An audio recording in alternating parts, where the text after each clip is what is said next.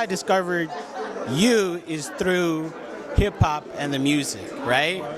How do you feel hip hop has changed or matured in ways that you've liked over the years?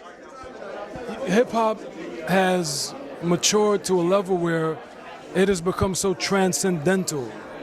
Meaning, hip hop started in the Bronx, Cool Herc, my fellow Caribbean, and it has now spread to Silicon Valley, to Florida, to Ukraine, to Africa, wherever.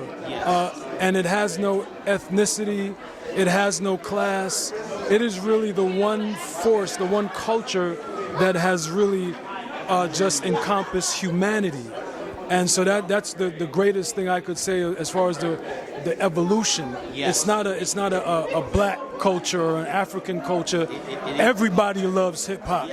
You'll have people from all walks of life. There are people that I meet that love me that I would never think would know hip hop. I went to dinner at a friend's house, a Shabbat dinner on Friday, and they had a kid there who's from Japan. And he knew who I was. He was like, "My dad loves you," and that's hip hop. And we share somewhat of a similar tie. You're from Belize. My folks are from Belize. Right? Oh, your folks are from Belize? Yes, yes. So that was also the exciting part for me, that a part of seeing these artists such as yourself, you're a part of a rich culture like Belize. Tell us what that means to you, not only the country, but what you've done for the country. Oh, well, I think patriotism is the greatest thing that you can do. And patriotism doesn't necessarily mean being a political leader or being a Grammy Award winner. Patriotism is the person that says good morning, is the person that picks up my garbage, is the secretary, is everyone. So I am grateful to have an opportunity to serve my country on a platform that reaches, the globe.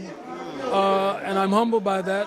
But, we all have a part to play, and my part happens to be my part, and I do my best to take advantage of playing that part so I can help the other generation of Belizeans and the current generations of Belizeans. And last question, we have to talk about the Bonnie and Clyde inspired music video that you did back in the day. Because for me, those were mini movies. But now everybody's saying, wait, those were actually movies. Bonnie and Shyne was one of my favorite records.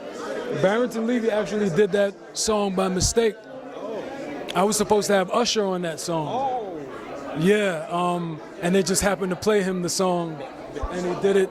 And yeah, back then, we were making movies. I was just looking at Ice Cube's Today Was a Good Day, and looking at, some of Dre's stuff. And one thing about, that era, people were making movies. Cube was making movies. They were making movies. Snoop, they were making movies. Tupac, they were making movies.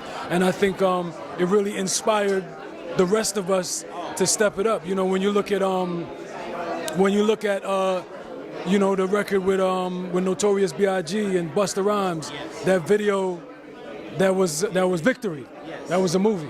It paints such a great picture, and I love the narrative form. And that still is one of my favorite music videos. So thank you so much. It's difficult to imagine a song without a great video. It is because what I would do, because my parents didn't allow me to listen to hip hop, but I take my tape recorder. So whenever the song would play, I play it on my tape recorder. So when it debuted on MTV Jams, I says, "Yeah, I think me and hip hop is gonna have a good relationship." All right, nice speaking. Thank you. Nice meeting you.